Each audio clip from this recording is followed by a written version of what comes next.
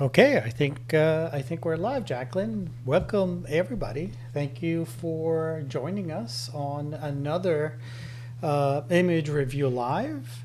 Sorry that we were not able to do these more often. We've been really busy, and actually this one is it's been hard to do this one even to find the time to do this. But it's been a little bit. Do you remember when the last one that we did was, Jaclyn? I think it was end of August, actually, before our fall circuit started. Wow, that is crazy. I Um, know. yeah, I can't believe that it was that long. Like here, I'm checking actually the feed, make sure that we are live, and it does look like we're live. So we're not just Great. talking to ourselves. Yeah.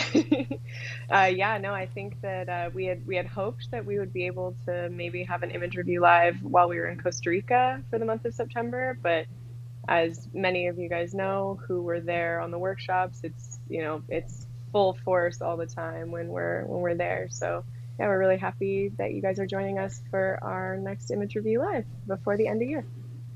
Yeah, yes, thank you guys for joining us. It does look like we have quite a few people on right Hmm. now. You know, it's funny because on my dashboard here, I used to be able to see how many people were on. Oh, I can see now. Yeah. Yeah, I can see it. Um, Yeah. So anyway, any housekeeping things that we want to cover? Do you have any housekeeping items before we get started? Man, I mean, if anyone had missed Juan's recent newsletter that we just released last week, there's a lot of really amazing updates. As we had just mentioned, we were really busy the last few months, so there's a few months worth of updates and new info and a lot of exciting developments for next year as well that we've recently released, and we'll get into that as well later on. But yeah, just a lot of new developments. So if you haven't seen Juan's newsletter yet, you can see that via his Instagram, his Facebook, or his website too. You can sign up for newsletter updates. Well, thank you. Yes. So a couple of things before we get started. You know, for those of you that have been on these before, you know how this works. Um, Hmm. but these are these reviews are our opinions. It doesn't mean that we're right or that we're wrong. It's just the way that we see your images, and I think that's what you guys are here to try to Hmm. get feedback. Constructive feedback and criticism and ideas on how to work on an image. But Hmm. these are just, again, merely our opinions. They're not, shouldn't be taken as gospel. Just take them as Right. suggestions as nothing else. Um, Hmm. if you guys have any questions, feel free to post them on the chat in Facebook. That's the best way to do it. If you have any questions there, and Jacqueline will keep a tab on that. I'll keep a tab on that and bring those questions up if you guys have any questions or or suggestions. So Oh now yeah, we have a lot of people. I forget how many people submitted. It's like six, 1, 2, 3, 4, 5, 6, it was 7, 8, 13 or 9, 10, 14, 11, right? 12, 13 people Yeah. submitted images, and we had people that submitted one image, and we had people submitted like six images. So, um, so what we're gonna do is we're gonna do like I always do. We'll start off with one image per person, and then when if we have time, then we'll circle back around and do another second image, the next run around. Um, and yes, Bill, I do get the comments that Yes, you we post on do. YouTube. Yes, we just saw that coming through. And last time, I believe we started in alphabetical order, starting with the A's. So this time we're going to start in reverse alphabetical order just to make it fair. So we're going to start from the bottom. And these alphabetical orders go by first name. So anyway, so we're going to start with Steve Nimzik is the first one that we have here. Steve was with us in Costa Rica of Hmm. when he actually took this image, if I'm not mistaken. This is a blue-gray tanager. And I think I remember, I think both you and I both remember when he took this image. We were out photographing either not hummingbirds, we were photographing birds on perches in the Hmm. cloud forest of Costa Rica. And he saw this blue-gray tanager coming out of Mm. one of the trees and captured it in flight. Yeah. And I know that, looking at this image, it's a little bit challenging because as I look at the image and I zoom in on our tanager, you can see that it is a little bit blurry. There's a little bit of motion blur in the scene, um, which is a little distracting. I do like the pose of the bird. I like the way the wings are positioned, the fact that he caught that right at that apex of those wings being stretched up Mm-hmm. front. But it's a little blurry. Also, I think the there's a lot going on in the image that's a little distracting. So I want to focus, my I want to focus the image by focusing and zooming in on the bird itself. So the first thing I'm going to do is, as I always do, is crop an image. That's the very first thing Mm-hmm. that I do when I'm working on an image is cropping it because that's when I get a chance to Mm-hmm. compose an image after the fact. And if the image is no good after composing it, then I'm not going to spend any time editing it. So that's why Mm-hmm. cropping is the absolute first thing that I do when I'm working on an image. So I wanted to get rid of some of these distracting elements that were down here at the bottom. Really want to focus in on our bird, Right. and on this, and including all of this out of focus background because that's going to make this bird pop out even more. So maybe a Mm-hmm. crop like this, putting it in the, following the rule of thirds, putting it on that left third of the frame. And I don't want to move them lower. I don't want to move them higher because Mm-mm. I'm also paying attention. Again, you always want to pay attention to edges. I want to pay attention to the edge down here and this edge over here. So I want to try to keep those as clean as possible. So I kind of like that cropping there. So let's see what that Mm-hmm. looks like. What do you think? Yeah, How do I you really like that? appreciate that cropping. I think that it looks a lot, the image already in itself without the crop was really a strong image, I believe, but just really honing in and focusing on your subject and getting rid of that extraneous detail of the other branches and stuff. It just wasn't necessary. We really want to get in and see the subject, which is this tanager that I want to get up as close as possible to see the wing, as you said, like it's in that kind of apex of its movement. So yeah, I appreciate the crop for sure. I really appreciate we have a lot going on the left, and then as we know with this location, there's quite a lot of space distance across the valley where we were photographing. So I like the kind of creamy background in the back, and I like that we have this negative space on the right hand side too for the bird to move into. It just feels like a really natural flow to this image. And one of the things I wanted to try to do, and I'm a little bit embarrassed now, because I wanted to um, try doing sharpening on this image using Topaz Sharpen. And I just realized that I don't have Topaz Sharpen installed on this desktop computer. I have it installed on my laptop, but not on the desktop, which is what I'm Oh man. presenting from. And it's funny because I think Topaz Sharpen can actually do a lot in trying to um, enhance this image and bring out detail. And actually, it's kind of magic. And it's something that I've been playing with recently. I've been using Topaz denoise for quite some time to remove noise on my images. But I had really not worked that much with Topaz Sharpen. And lately, I've been playing with it a little bit more at the suggestions of some people. And it's actually incredible. In an image like this, if you try to use Topaz Sharpen, you'll be able to bring out a lot of detail on that bird, and you'll be amazed how sharp you can make that bird and reduce that motion blur that we're seeing on that tanager. So, Steve, I would encourage you to try Topaz Sharpen on the image. I wish I could show you guys right now, but unfortunately, I don't have it installed on my desktop because it's something that I started playing with most recently. So yeah, so Hmm. absolutely, download Topaz, Sharpen. Yeah, I think you can download a trial and try it out and see how it works with this image, and you'll be surprised. You'll be amazed of what it does. Absolutely. Amazed at the detail it can pull out. I just want to highlight a comment that Robin has said. She says she loves the position of the wing and would love metering on the white. Um, oh, and she also, wow, she says it's a balmy 71 degrees in Florida tonight. Well, thank you, Robin. We got snow last night here in Maine, so very jealous of that. But Yeah. Yeah, I mean that's always critical when trying to come to meter for an image like this is to Right. protect your highlights. Make sure that you expose to that white of the head and you don't blow those out. Absolutely. Hmm. Okay, so let's take a look at images from our next person here, and this is from Sally. And this is, I think I know where this is actually. You and I spent some time there not too long ago. Hmm. This is in Acadia, one of the lakes, one of the ponds in Acadia. I really can't call them lakes.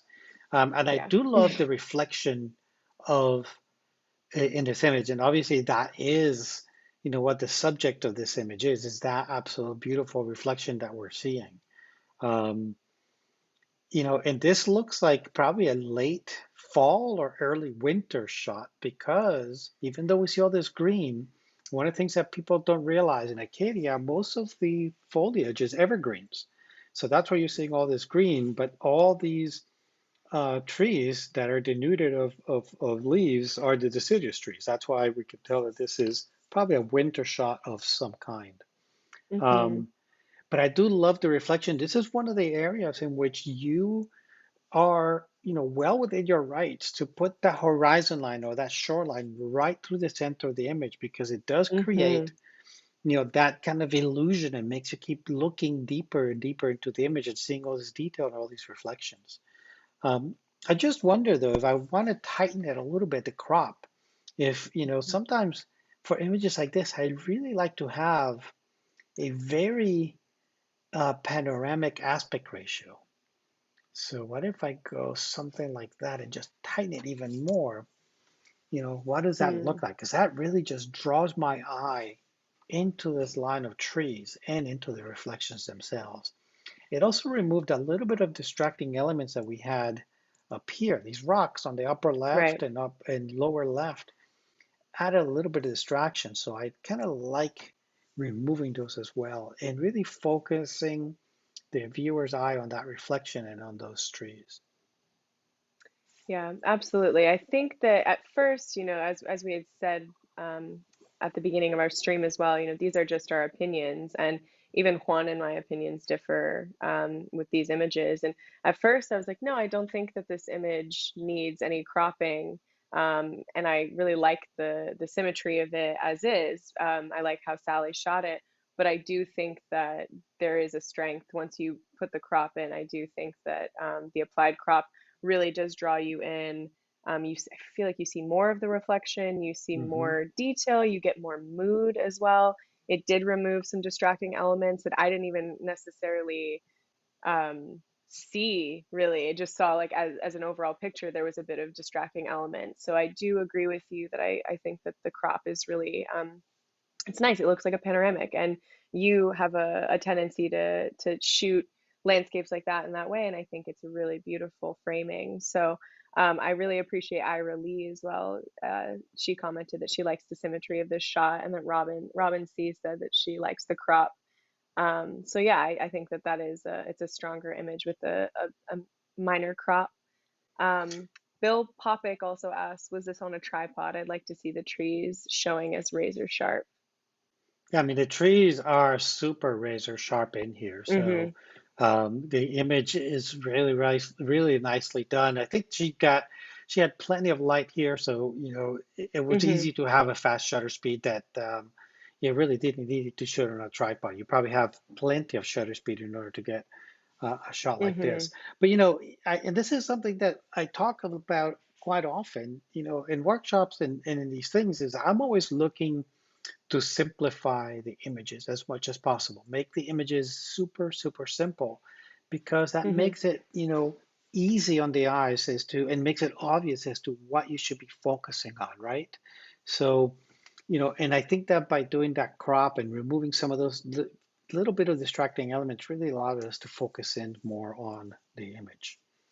Definitely. And I have to give kudos to Sally for having that shoreline really level and straight.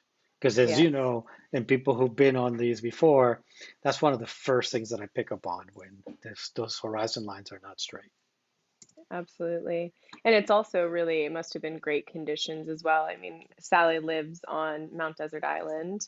Um, but so she's able to go here when conditions are ideal or optimal. But it's hard. This pond specifically, I think, is the pond that we've also photographed. And um, there's wind, and you're in between some mountains and such. So there's a lot of air currents coming through. So this really pristine glassy water is really, really beautiful. I really like this shot. Yeah, I think that I'm looking at some comments while you were talking. Some people are Right. saying, whether you want to remove this little tree on the right. We could try Exactly. doing that. I don't. I actually kind of like that because it adds a little bit of intrigue and symmetry. But we can Mm. try removing it and see what that looks like. Hmm. You know, you, you can go here, or you can even go back here a little bit. Um, Maybe I go somewhere around here, somewhere in the middle, and remove it. Um, I mean, I guess I could go either way. I did like that the intrigue of that little tree on the right-hand side because it was such a interestingly shaped tree that added kind of a little bit of interest on it. And I see someone Hmm. else commented about sharpening the image. I wouldn't sharpen this image anymore. And you guys may not be seeing it super sharp because it's going over a stream. Um, but this image is very, very sharp. The trees are super sharp. You can almost Hmm. feel like you can see the individual leaves on those cedar trees on the opposite Right. shore. So, Right. Yeah, it does appear very sharp. The file does look very sharp. So right. it may be the stream. But yeah, great image, Sally. Thank you so much for submitting. I love Sally. Okay. Here's an image from Robin, Mm. and this looks like a tricolored heron. And I love the pose. I love the way these Hmm. legs are they're not straight. It's got one leg that's bent a little bit, gives you a sense of action, gives you a sense of motion in the scene. Hmm. But there are a couple of things that I would have done to make this image a little better. Before I get there, I do want to say that I love the background. I love how the background is so blurry and Hmm. mysterious in a way with all the different colors and the shapes. I think the background Yeah. is a little bit bright. I would try to tone that down a little bit. Um, but I think that the background is absolutely beautiful. The one thing I would pay attention to is over here on the right-hand side, see how we're cutting off a few of those feathers um, that are coming off the back of that tricolored heron. And these are breeding feathers.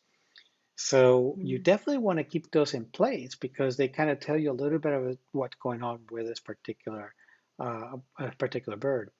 The other thing I would have liked to have seen on this tricolored heron is what really, to me, one of the most interesting aspects of the tricolored herons, and that's the front of the neck.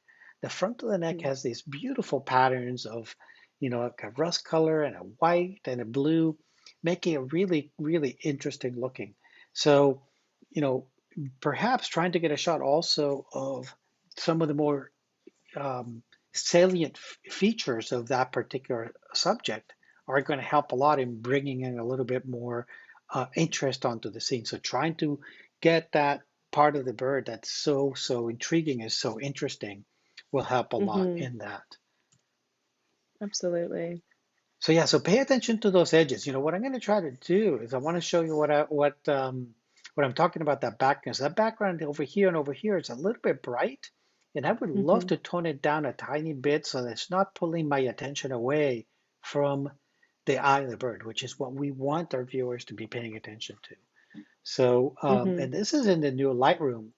The new Lightroom has these incredible uh, uh, features that allow you to select parts of the image with just a click of a button. Now, all I've done is went um, into the masking area and told it to mask for the subject, and it's thinking because my desktop computer is kind of old, so it's actually kind of a slow computer. I'm looking forward to getting the computer soon. So typically on a newer computer, this happens in an instant. So what we're going to wait is for the computer to think it and actually you're going to see that it's going to pick out that bird. Do you see that? How it just selected that bird, like magic. Now, one of the things I'm going to try to do is because what I'm trying to do is select the background, not so much the bird. I'm going to click on these little ellipses next to the mask. Um, and hold on over here in the subject and do invert. And what that's going to do is going to select the entire image as opposed to my Wow. subject itself. So with just 2 clicks, look at the mask that I've been able to create within your Lightroom. Just amazing, just incredible.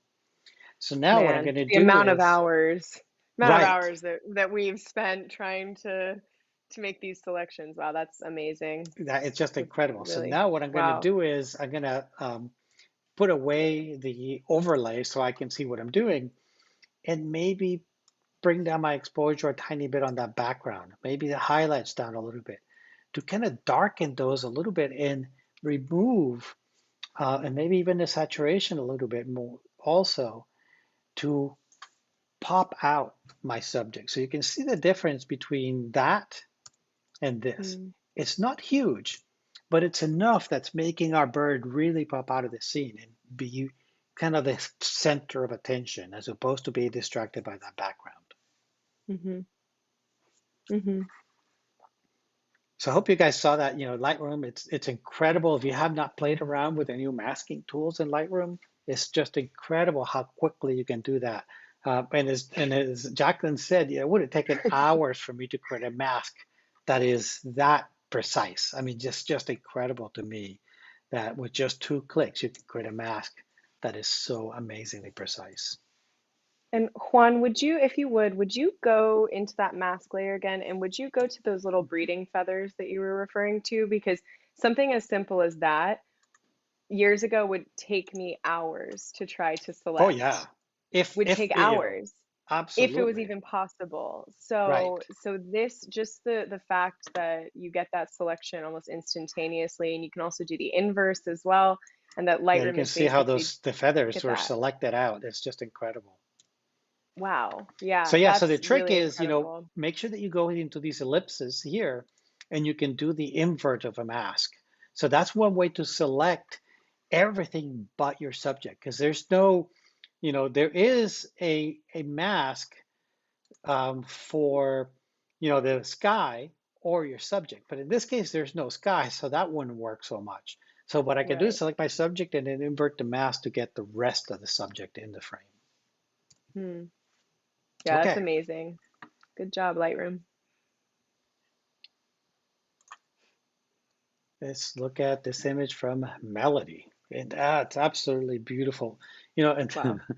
and this is some kind of finch or sparrow. I don't know. I think it's a sparrow, some kind of these little, little brown jobs are not very good at identifying. And this probably looks like a female as well, which makes it even that much more difficult. So maybe one of the people that are here on the list will know what to what species it is. But I absolutely love this composition and this Hmm. bird. I really think what really makes this image, because we're talking about pretty drab looking bird. I mean, it's beautiful, but there's not a lot of color. There's a cool Right. patterns and cool texture, but not a lot of color. But this branch that it's standing on, it's just absolutely Hmm. incredible and really, really, really makes the image.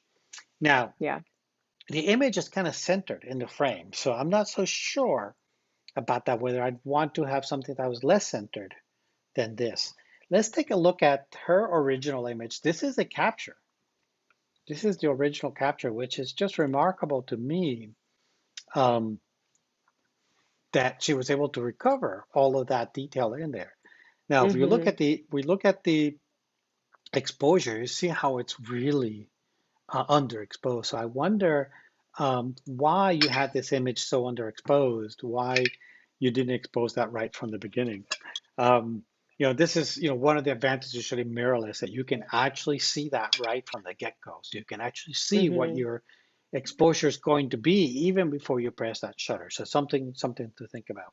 So let's play a little bit around with cropping the image. See what I can do to make it, a little bit more focused on our subject. Hmm. Um, I'm playing around, oftentimes I may do something and I may not like what I ended up doing, but it Mhm. doesn't hurt at all to play around a little bit and try to see what you can do to kind of focus in on our subject a little bit more. Mm. And that was just a very slight crop compared to what she had initially. Um, Mhm. but I think I like this a little bit better because I felt that the original image, so let's go back over here. There is a Mm. lot of negative space here that doesn't wasn't doing so much for me. Um, it's there, it's beautiful, but I want to be able to see a lot more the detail and the beauty of the bird, the beauty of our subject, and on those berries and those branches. So I think that by Mhm. just doing a tiny bit of a crop, it's not a lot. I'm able to elevate my subject a little bit more, make it bigger in the frame, get rid of some of that negative space that to me didn't feel was adding a lot to the scene. Now you notice that when I Yeah. when I was cropping, I was very careful on with my edges. Make sure that I was cropping in areas, you know, where, for example, if you look on this right hand side, I was cropping so that I would have, you know, I wouldn't crop into this little uh, uh, berry over here. So I was Mhm. cropping just outside of that berry to try to make sure to include that. And the same thing here at Mhm. the bottom. I'm trying to come up with a clean spot to to do the crop while having these berries still showing and maybe getting rid of this little petal over here. Yeah, I mean, I could go a little bit lower and then go in and clone some of these out if I needed to. Mhm. But as some of you guys have heard, I'm kind of lazy and I don't necessarily, if I can do it by cropping as opposed to by by cloning, I will do that. Hmm. Uh, but from a, but I think that from a sharpness, this image is tack sharp. Um, the Beautiful. adjustments that she made to bring out the exposure are beautiful, and I love that sort of really Mhm. soft gradient background. Yeah, What do you think? Do you have any absolutely. comments? I definitely do. So first of all, Melody responded and said that it's a female house finch. Okay. So thank you, Melody, for supplying us with that info. Um, yeah, I really agree with you on the cropping as far as like the branch and the berries and making sure that there's no extraneous kind of details that don't really add to it. So if you go back to the original crop that she had submitted, the original file, um, there was a bit on the right side, there's that bit of detail of those petals and such.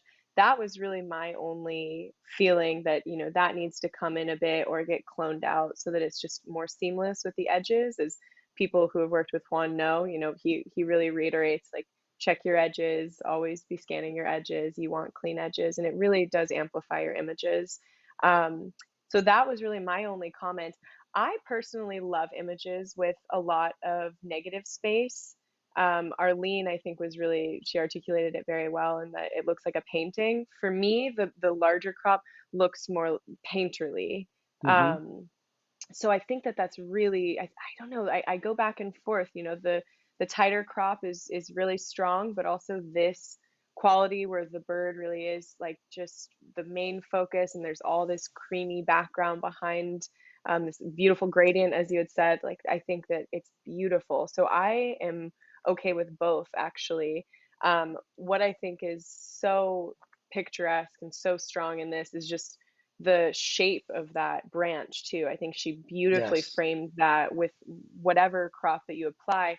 The curve of that branch is just stunning. So I'm sure, hopefully, like you feel when you get that shot, and I hope that she saw that and just knew that that was a very strong composition and a really amazing little perch for that finch to land on. So Yeah, yeah, I I really love love those this berries. image. I love those I berries. They're love the just amazing. berries.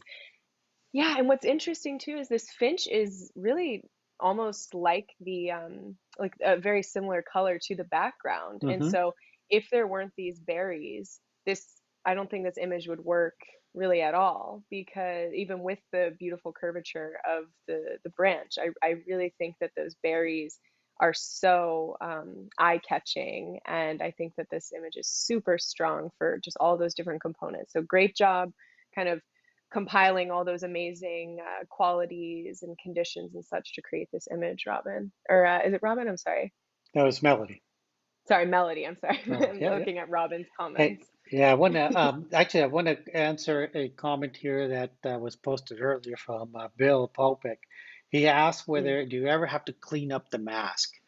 And yeah, there are times where you certainly want to. We're talking about the image of the prior to this one with the tricolor heron.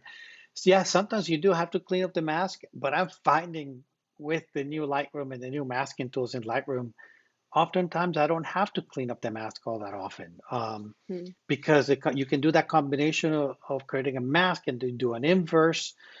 For example, one of the ways that I would have to sometimes clean up a mask may be like if I was shooting a lighthouse and I wanted to select the sky, I would do a gradient filter and then go in and have to clean right, up, where that lighthouse was. Now I can just select the sky, very easily within Lightroom itself and not have to have to clean up as much. So definitely these tools on selection in Lightroom are just incredible.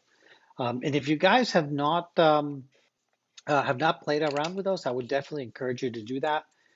If you guys are using them and you don't know how to use them, you're confused, and you guys want us to do like a little tutorial on them on another image review live, we can certainly do that, and you'll spend some time with some examples on doing that and how to use it properly.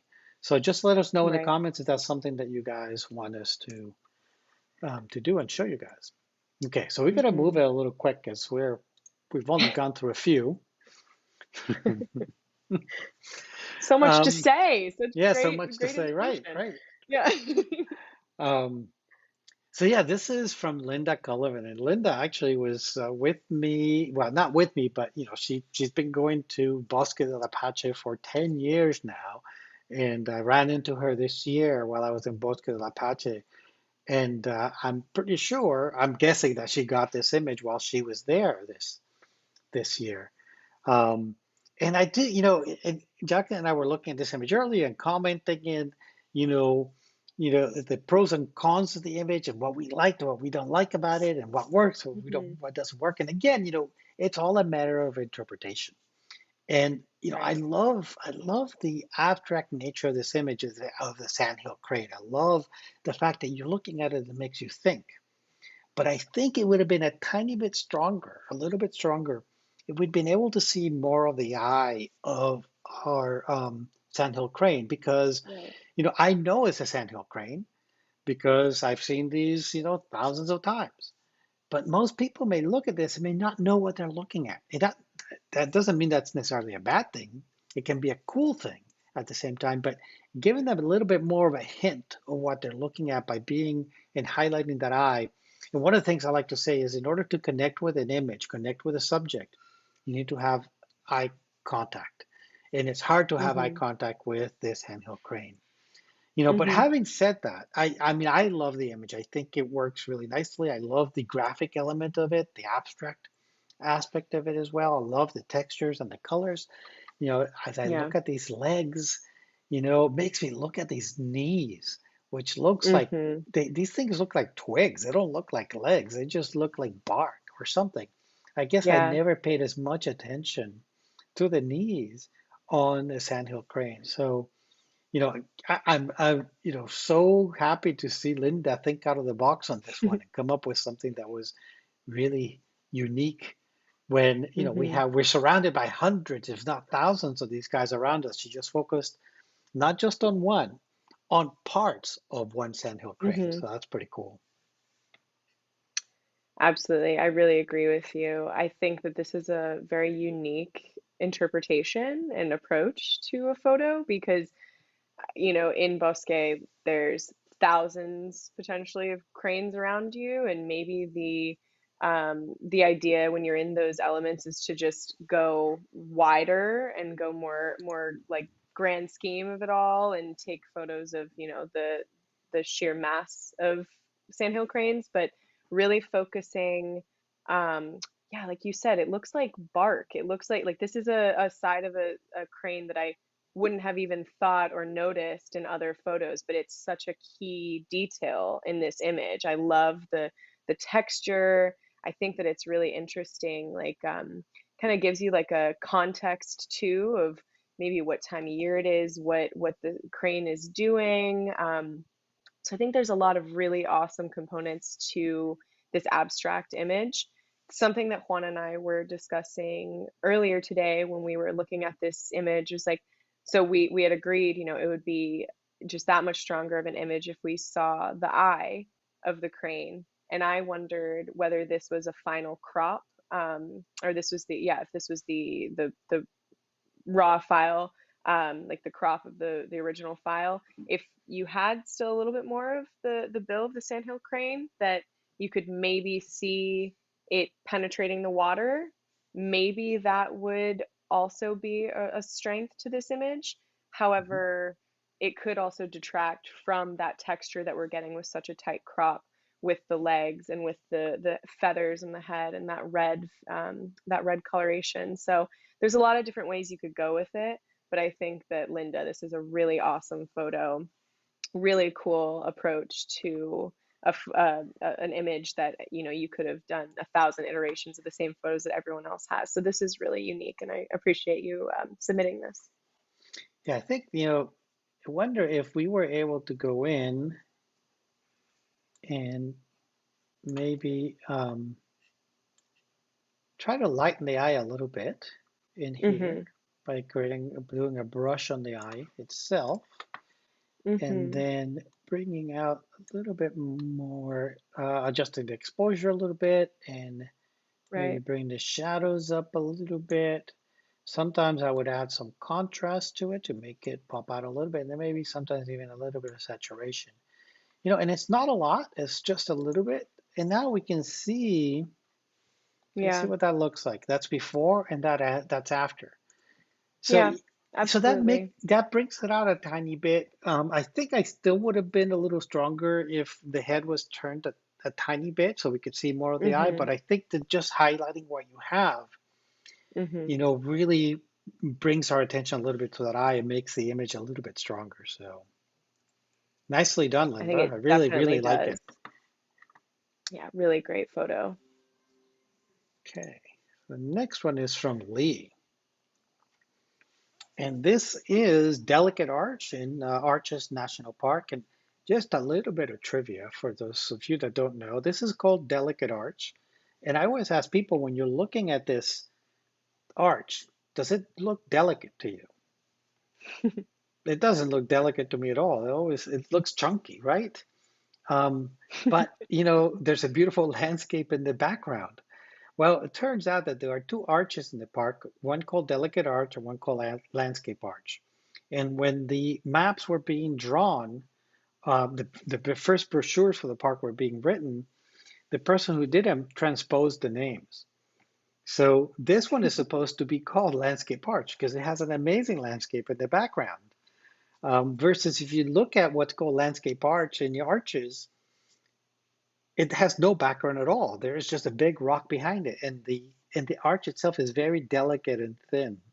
Um, so just a little bit of trivia for those of you that didn't know that those two names were transposed and they just left them that way because I guess they didn't want I to have never to knew that. reprint the brochures. Yep, it is.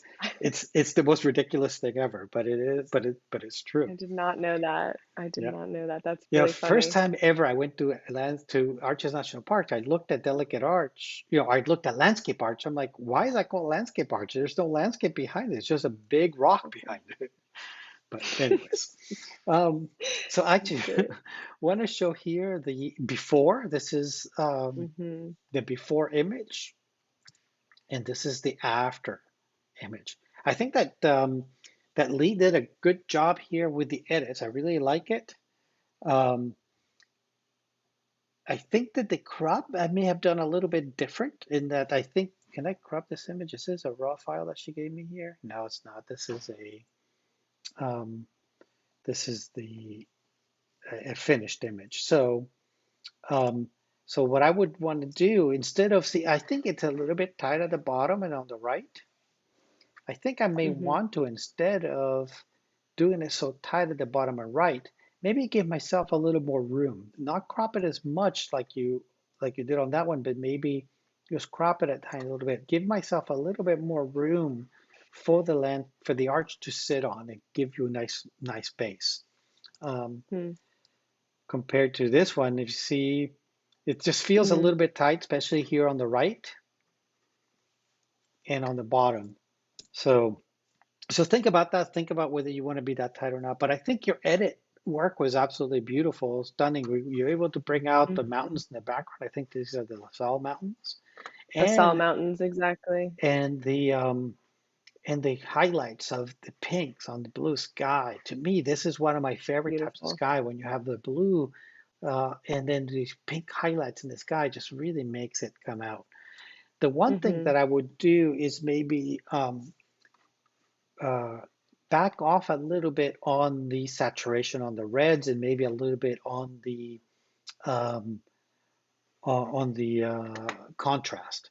One of the things Hmm. that, and for those of you that taken part of my review sessions, either on a workshop or online in the past, is that I typically do not use the contrast slider up in the basic panel because the contrast slider is a little bit too blunt of a tool. If I want to contrast to an image, I typically use the tone curve as opposed to the contrast slider. Hmm.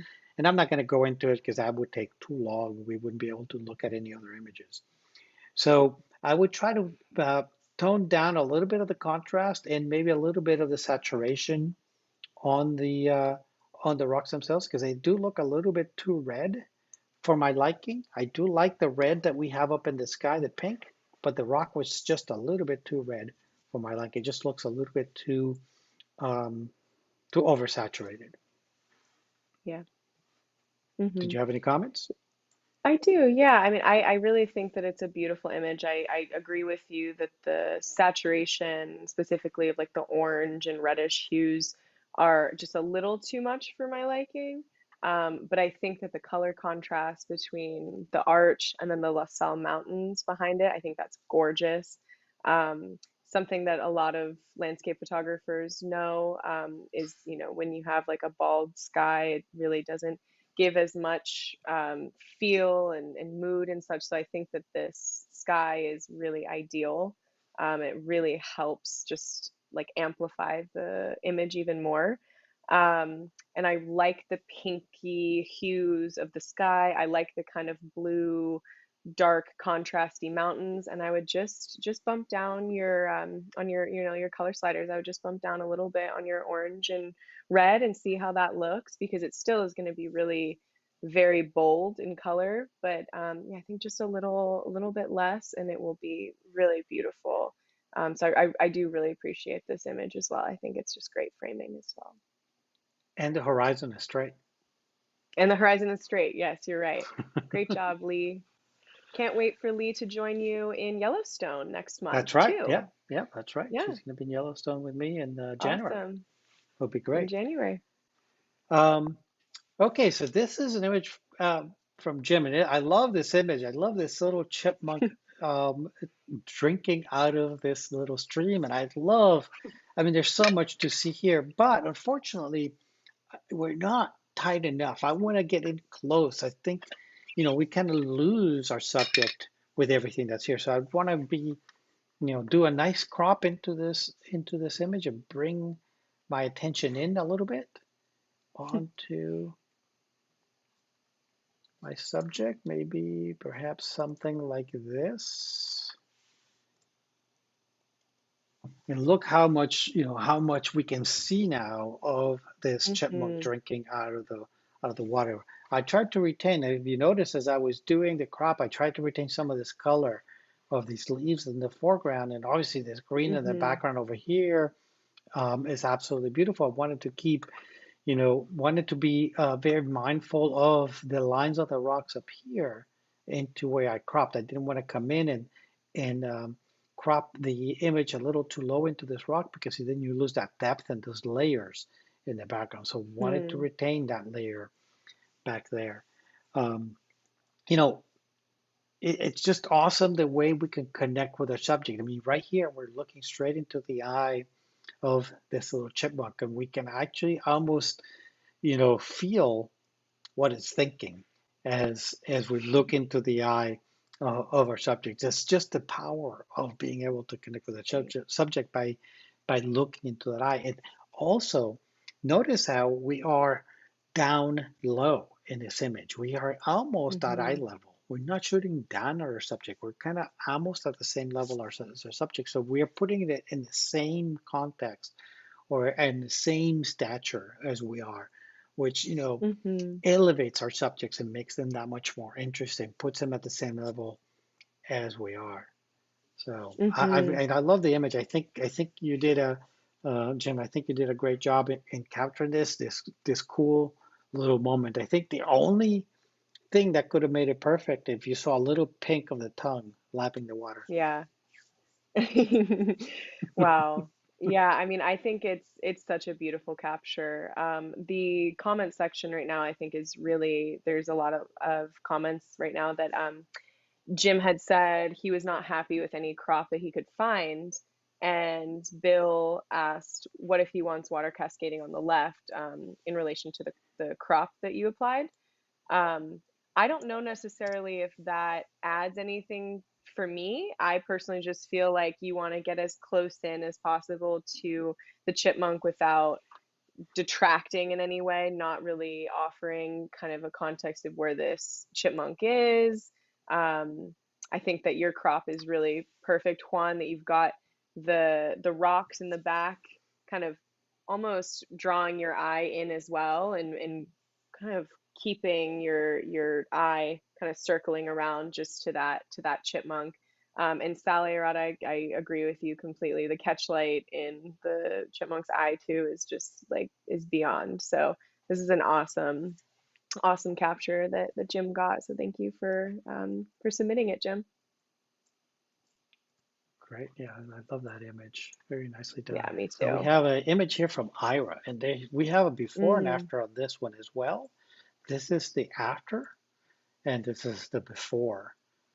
hmm, Just absolutely beautiful editing, bringing out yeah. that the detail and the subtleties of the color, the gradation of the pinks on the flower, and then Hmm. applying this nice, pretty strong vignette to the image, but really separating our main subject with the background. That's what that vignette is doing, is really popping out that subject and making it, excuse me, pop out of the frame, make it really look three-dimensional in the frame.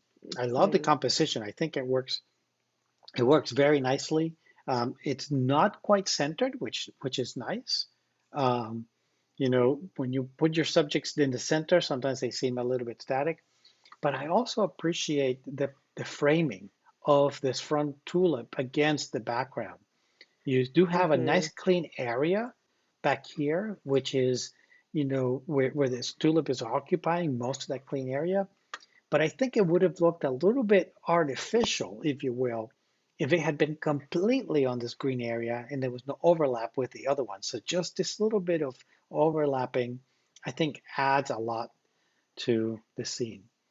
What's interesting is I'm Hmm. looking at this image and I look at, one of the first things that I do when I look at the image is look at my edges, right? Look at my borders.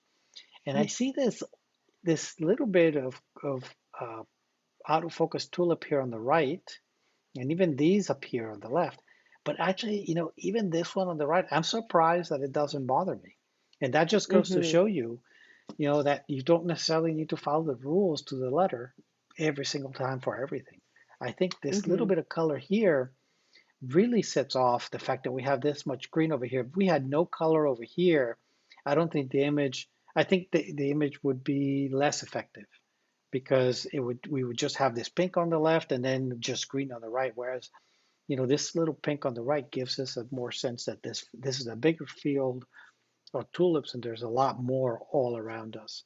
So I think that Hmm. worked really well. I love the depth of field. I think the depth of field is perfect. The entire front of our tulip is nice and sharp, and the dew, the droplets on the tulip are just perfect.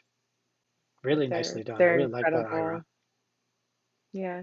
Juan, do you have the metadata of this image? Is this possible to It's see? a I'm just JPEG, curious what her. so Okay.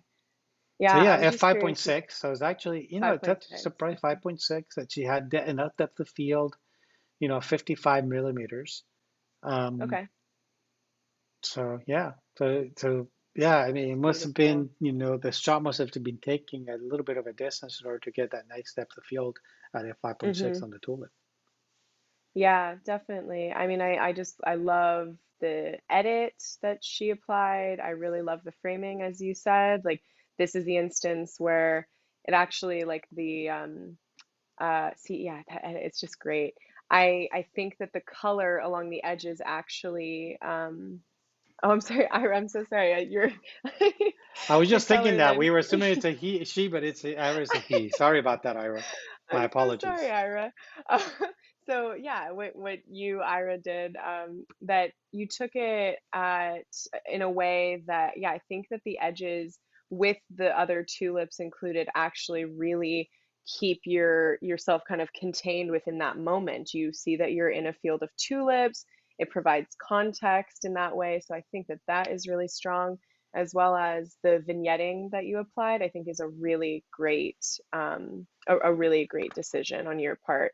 Um, I love the colors that you have in here too. The green. Sometimes you can like nearly overdo it um, with such a heavy color contrast like pink and green. But I think that this is perfect. I like you said, I love the gradient kind of color going up the sides of the petals, and I love that green. I love the vignetting. So Ira, thank you so much for submitting that. And Sally, I agree with you as well. The two droplets on the top, I keep going back to that because it just is really nice. And even though it aligns with another tulip, it's so eye-catching and it really is a lovely capture. So all in all, really great. I agree. Okay, so an image from David Recht. And yeah, I mean, I absolutely love this image. I love this location. You know, it's interesting, um, Jaclyn, that we got so many great finished images on this review. I feel like we have not done enough to edit images for people because everything has been so Right. beautiful. Yeah, Um, it's so true. but yeah, David, I mean, this is just a great capture, absolutely perfect sky. You got a great view of the Tetons, yet you still had some clouds in Beautiful. there to make it interesting, you know, obscuring a Hmm. little bit of it. Following, you know, I love this particular fence, and because it's got that beautiful S curve, and this looks like it was kind of late fall, probably. I think you told me you were there this year, so maybe this is perhaps even from this year. This is Hmm. actually one of my favorite shots in all of Teton, Grand Teton National Park, just because of that line of that fence and the view that we have Hmm. onto onto the Teton, especially on a day like this where you're such a perfect conditions. Very nicely done. You know, um, it's too bad because there's not much I can say to this image except it's perfect. There's nothing that I Hmm. would change on this image. Maybe Yeah, the only it's thing I would change perfect. is I wish I had uh, uh, a little critter over here on the right hand side. Maybe a badger Or like coming a, out because there's lots of badgers in this area. I photographed badgers in this right. area quite a bit. Would have been cool to have a badger over here, David. You missed a badger. Or cool like to have like a old cowboy drinking his coffee or something on that right side of the frame sitting there. I mean, it's just it's such a beautiful capture. It's such an iconic image. It's funny, Juan, actually, I've been utilizing your image from this same location to Yeah. promote Image Review Live. So it's I love that this is also submitted and that this is a bit of different framing and can just shows that people take unique approaches to kind of iconic landscape shots and iconic locations. So it is so beautiful. I love the texture that the mountains look like, the this just rugged, amazing kind of this contrasty texture. I don't know how to quite adequately describe it, but it just like that fence just really draws me into that big highest peak right there too. And I just really love this image. So fantastic job. So David asked, you know, to him, the image looks a little washed out. He says, would you add a little bit of saturation. I don't know about you, but mine, it looks absolutely beautiful. It looks perfect. It looks like Yeah. what I see when I'm there. The color of the grasses are that Mhm. perfect golden hue. Those Mhm. willows have that little red tinge to them. And you Right. got that blue light on the mountain. So to me, the colors look great. I have a Me calibrated too. monitor, so for me, they look absolutely, stunning and spectacular. So no, I would not add any more saturation to the image at all. Me neither. I think that the color of that grass especially is so perfect, and any more yellow hue added to that, I think it would almost appear then to be unnatural. Right.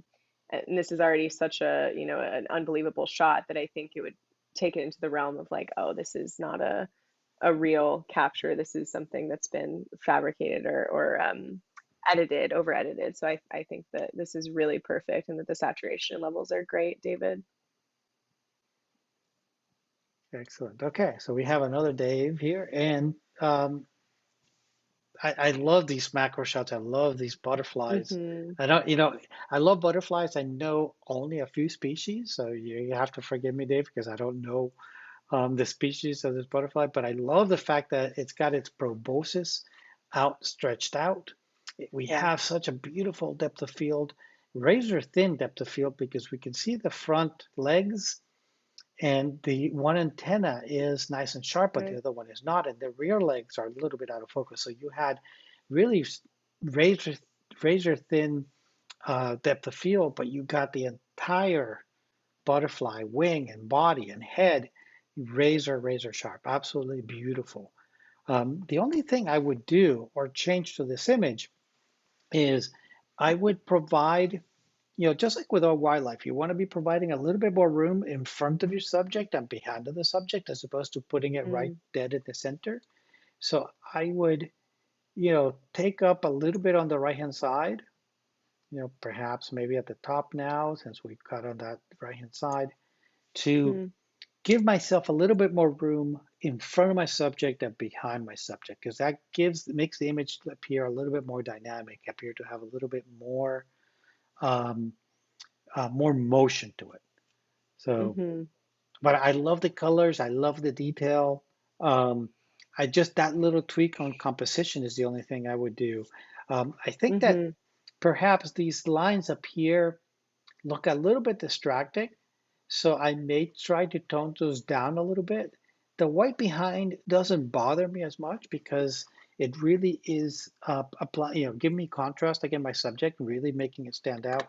But this line up here of out of focus lights is a little bit distracting also because it's kind of in a straight line. It's not kind of a random pattern. Mm. So it kind of pulls your eye and distracts you a little bit. So maybe that's perhaps something that I would either tone down or try to clone out a little bit to make it a little bit less distracting. Yeah, absolutely. I wholly agree with you, Juan. Something that I'm noticing about this image too that I really appreciate is on that wing right there. There's almost like I can't see it fully, whether that's just light catching the back of the wing or if that's something in the background Over here, element that is white. Yeah, exactly. that's a But little bit that of kind rim of light. that's a little bit of rim light. Okay. Yeah, Yeah, it's a little bit I of rim was light. That's what it looks like to curious. me. Uh-huh. Yeah, I think that that rim lighting as well really helps enhance it too, and kind of draws your eye around as well to the other lighter parts of the image where the antennae are and the legs are and such. So I think that that really helps support the image and its strength. And I love a good shallow depth of field. So I really love this image. It's beautiful. It's like something we would see in Costa Rica, being able to capture that and such. So I'm curious if you're on the live stream. I would love to know where this image was captured because it's really beautiful. And I actually also really like that the leaves in the front foreground are also quite dark, and I think that really helps too. I wouldn't do anything as far as upping the saturation with them or uh, you know bringing up the exposure or anything like that. I think it really all works well to like focus solely on this butterfly wing. It's great. Well, the fact, to me, these dark leaves kind of set the mood as well, which is kind of cool. I Yeah. like this sort of like you're under the forest canopy type shot. Yeah, with a I beam of light envision coming in him, that's hitting the back of the butterfly and the right. background. So Exactly. Yeah, I envision him really like low to the ground, kind of just in this little like forest setting, and he's getting this awesome capture from like the forest floor, which is really beautiful too. Beautiful as far as a story. okay, let's. We have three more people. We're already at an hour, so we'll go through three more people and then call it a night. Um, Okay. so this one's from Carol, and this looks like, you know, a artistic interpretation on a scene. I'm assuming that this was a photo that was then run through, some of the painterly filters in Photoshop or other applications that exist out there. And those can be really effective and really neat. And I like this a lot. I wish I could see, at least compare it with what the original image Mm-hmm. looks like, not just the painterly version of it, to see the process that, Carol, that you had gone from going from one to the other. But I think it's beautiful. You could think that it was a drawing as opposed to a painting, as opposed to a photograph. Um, but I would have loved to have seen the actual image that you started with, in addition to the result. Yeah. So she's saying that Okay. this was done in Topaz Studio too, which does Hmm. have some watercolor type tools in it, which create images like this that are just absolutely stunning. Um, Mm-hmm. yeah, I mean, I love the image. I think the composition is great. The fact that we have all these beautiful, um, I'm assuming these are daisies of some kind, uh, you know, with the buds in the foreground. I love this bud in the foreground over here. That gives me a little Me sense too. of um, of place in an environment as well. Yeah, but Mm-hmm. but it's hard for me, I love the image, I love the end result, but it's hard for me to criticize it from a photographic perspective, because at the end we don't have a photograph that we're looking at. It's a digital art, but I appreciate it. I think it's beautiful. I think you did a Yeah. great job. But I would have loved to have seen the original image as well. So, Carol, next time, I'd love to see more of this work. But Right. maybe submit both, submit the image and submit the end result, just to see the process that you went through. I think I would find that very interesting. I'm sure a lot of other people find that very interesting as well. I agree. Yeah, I think that it would be really cool to also highlight the features that Topaz has. Like, there's so many different ways and routes that you can take with creative editing with your images. And so I would love to see the original file too and see what you did to your image, because it's really, I think, a very cool, creative, like painterly quality to a shot. So I would love to see that next time as well if you're feeling up to submitting your raw files as well. But and Juan, I do agree as well. That little bud in the Yeah, bottom right, I think is awesome. I really, really like that too. yeah, yeah. I mean, that's, Yeah. in a way, that's an image. Some people say there's always an image inside an image. That's almost an image in itself. Isn't You it? know? Yeah. It's yeah, that's beautiful. I could see that as a painting, that Yeah. someone would paint something with that kind of framing and composition. So, um, yeah, Robin says that yeah, gotcha. Yeah, Robin, they'll Very start cool. submitting their before and afters too, which would be really cool to see when you guys take this creative approach to photo editing. So thank you so Yeah. much for submitting, Carol. Okay. We have an image here from Bill. And these looks like the Baobab trees in Madagascar. Absolutely stunning, beautiful scene. Hmm. I love the silhouette of the trees, as well as the reflection on the water. I love the gradient that's on them. And I love the fact that you have a lot of separation between all of these baobabs. So I mean, it seems like, oh, these guys are kind of solitary, but if you were a little bit to the left, you may have some overlap between them. So it's nice that hopefully you did this purposely built to be able to position yourself so you had a lot of separation between a lot of these. I'm just wondering, from a composition perspective, so he did send me the raw files with edits, which is Hmm. great. um, whether I would go down a little bit more and again Hmm. create that panorama. Hmm. Um, I think I like that a little bit better. Just having that little bit, focusing on because you had a lot of that negative space at the top, but you had so much more interesting foreground down here in the water and the Hmm. reflection that that that all that negative space at the top and maybe detracted a little bit from this foreground. So having, you know, cutting that back a little bit, focuses our eye more on the foreground and on our subjects as well. Hmm.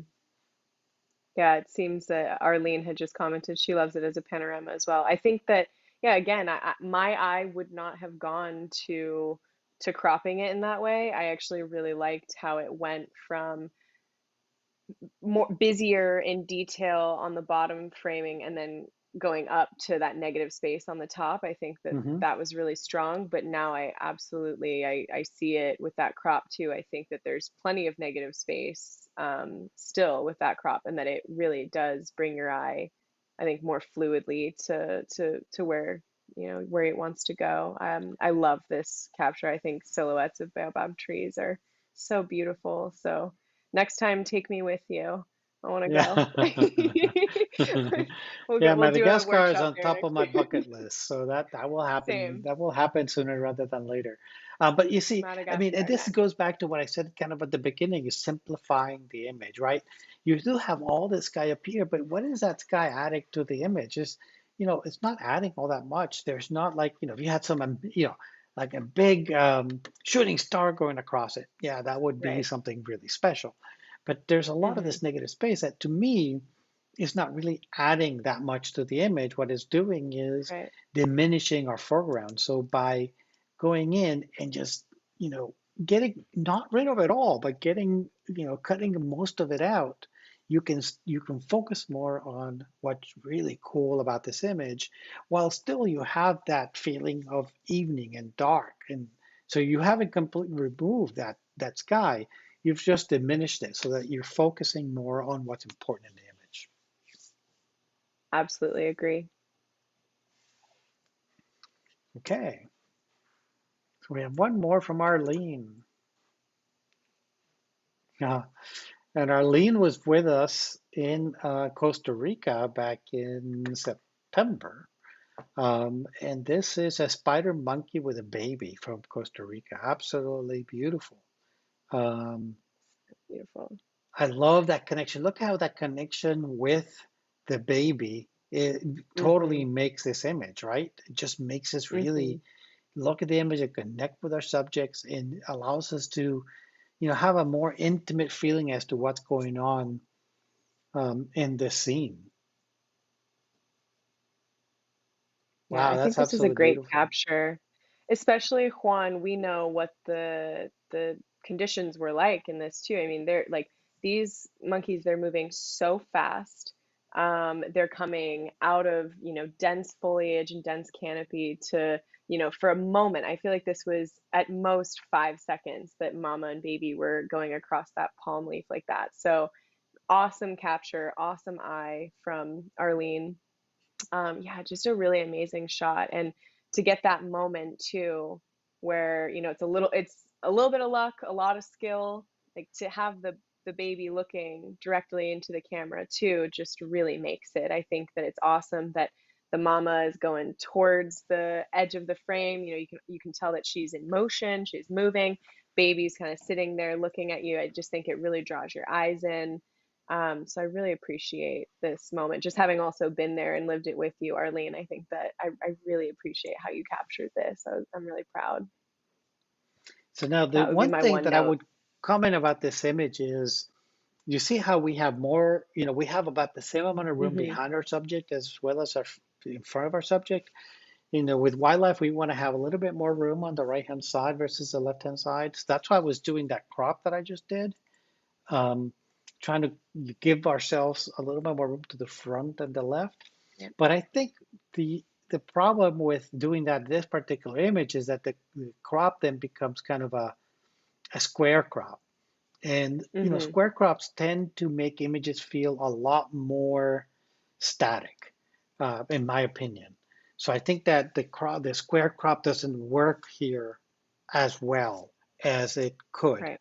Um, so I think I prefer the more kind of panoramic shot. But Arlene, this looks like a crop already. So I wonder two things that I would do Mm-hmm. is if you had more room on the right than on the left. I don't know what your crop looks like. And also, maybe give yourself a little bit more room at the bottom if you have it. Because you see how Mm-hmm. this foot over here is grabbing onto the spine of that palm frond.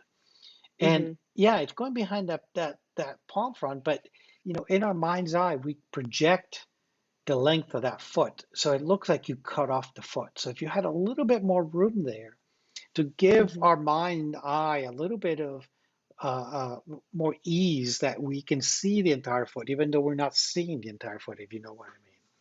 So Mm-hmm. oftentimes when you have, an extremity, a foot or a hand or something like that, that is just behind something that gets cut off, it Yeah. does seem a little bit tense, if you will. Mm-hmm.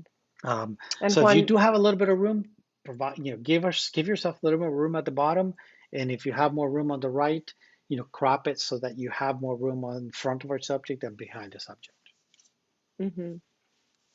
I was just going to add, Juan, that Arlene said that if she can recall, it is quite a big crop. So, Arlene, our suggestion would be just as Juan says, allow room for the subject, the direction that the subject is moving into. So, maybe a bit more room on the left, a bit less detail on, sorry, a bit more room on the right. I'm sorry, less detail on the left. Allow the monkey to move into that space that she's headed in that direction, maybe a little bit more room by the bottom of the frame, by the foot if possible. And also, Juan, Bill Popick asks, is there any way to tone down the glare of the leaves in the foreground? How do you feel about the leaves? I believe maybe he's talking about right where the monkey's hands are on the palm frond. Yeah, Is that these where he's? guys down here. Yeah, I mean, one of the ways to do that, would really be to turn down your highlight slider on the image itself. You can see Mm-hmm. how I can tone down those a little bit. So that's a good idea, Bill, to tone down those a little bit and then maybe bring up the highlights a little bit more so we can see more detail on the face of the parent as well as the baby. So obviously Mm-hmm. this is I'm working here with a JPEG image, so any edits that I do here are adding a lot of noise, which you would have a lot more data to work with on the raw file. So definitely Mm-hmm. bringing down the highlights a little bit to tone down that glare on the fronds will definitely help. If you needed to do more, you Mm-hmm. could then do it, more selectively. But I think that Yeah. here in this case, doing it in the basic panel, bringing down the highlight sum, is helping, all that glare everywhere in the image. So I think it works and does a good Mm-hmm. job. Mm-hmm. Yeah, this is just such a great moment, and this is just one of the ways that highlights like how incredible the workshops are down in Costa Rica. I mean, in this one little area where we captured these photos, this moment with these monkeys, there were just, what did you call it, Juan? It was like Monkey Monkey Palooza or Palooza, something. We were just Monkey inundated with Palooza. monkeys all around us. And I thought at first this was a golden mantled howler monkey, but it's not. No, It's this is not spider monkey. the spider monkey, right? Yeah, I I mean, I seem to think get in this that mixed up. particular case, maybe there wasn't this particular case, but on that workshop, we had, what I call Monkey Palooza because we were surrounded probably by 30 monkeys, four different species of the monkeys, all in one Hmm. spot. There was so much going on, it was hard to figure out what to photograph. So, It's true, yeah. And it's also important to note, I feel, for those who are still with us and listening and such, we're really excited very soon to announce some new dates for December 2022 for Costa Rica. So, having seen a few photos of our clients that our clients have taken in Costa Rica this year, you can kind of see what potentials you have to create some awesome images, some awesome moments on these trips. So yeah, we'll be opening two workshop dates for December 2022, yeah, and we're which really is excited yeah, about that. really excited to go back. I'm doing. We have two Yeah. workshops in April, and there's so much demand and such a great adventure, such a great trip that we've Hmm. adding two more for December of next year. And adding talking about workshops, Jaclyn, we have also tomorrow, for those of you that may be interested, we are announcing a new workshop tomorrow. We're opening the Hmm. registration tomorrow, being made public, and that is Waterfalls of North Carolina. This is a workshop that I used to do. Uh, I did that workshop for like around 8 years in a row, and I stopped doing it about 8 to 10 years ago. I've had a lot of requests from people asking me to do another trip like that. So we decided to add a trip for next May, and that is going to go live tomorrow. But if any of you are interested in looking at it and seeing what it's all about, I'll have Jaclyn I post the will post URL that on the right chat, now. I'll post so that that you right now. guys, if Yep. you're interested, you can go check it out. And if sign up before we make it public tomorrow. Tomorrow, we're sending out, we're making it public and we're putting it on social media and all that kind of stuff. And the way workshops have been going lately, I don't think that workshop's gonna have many openings um, after tomorrow. So if it's something you're thinking about it, take a look at it tonight. Yeah, that's very true. A lot of people have been expressing a lot of interest in that workshop, and they're really excited for the link to go live tomorrow for them to book. I've just entered the link into the chat, so you guys can take that URL and let me make sure I can make it a live link as well. Link to um, but yeah, it's going to be an amazing workshop. Juan has dedicated many years to that region. For those of you who don't know, he lived in that region and has already led many, many, many workshops in North Carolina, in Western North Carolina. So the just sheer number of locations that he knows and the photographic opportunities for this workshop are amazing. And I'll be on it as well as the second That's instructor. right. I'm so excited. I'm so excited. That'll be fun. I love that region. It's going to be so And fun. there's And the also people great that we have signed barbecue. up are great. Great Great North Carolina barbecue. with barbecue. Absolutely. That's one of There my you favorite go. parts of the trip. That's the only reason why I'm doing. No, it's not the only reason, Yeah, but it's that definitely a bonus of doing the reason. that's the Really only way I good convinced North him. Carolina barbecue. Yeah, exactly. Hey Bill, you're saying that there's no link showing. For some reason, I can't hyperlink it, it seems.